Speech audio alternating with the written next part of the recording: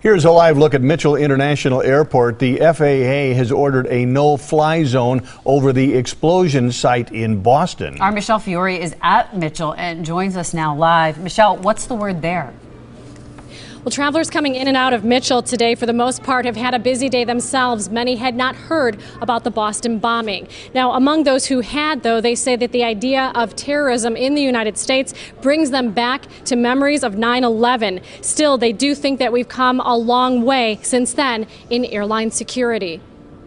Obviously, when things like this happen, you want to know what the source is and what all has transpired as a result of it. But usually we have things under reasonable control. Hearing that there was this act of terrorism today on a day that you were on a plane, what are your thoughts?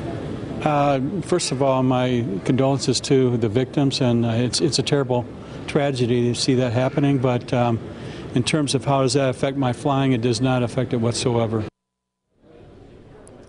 Only one flight to Boston remains on the board tonight. As you can see, it's still showing on time. A Mitchell spokesperson confirms that is the case. The FAA, TSA, and Department of Homeland Security now are working hard to regulate whether there will be any changes in security at airports around the country. As of this point, we are not told of anything going on here at Mitchell.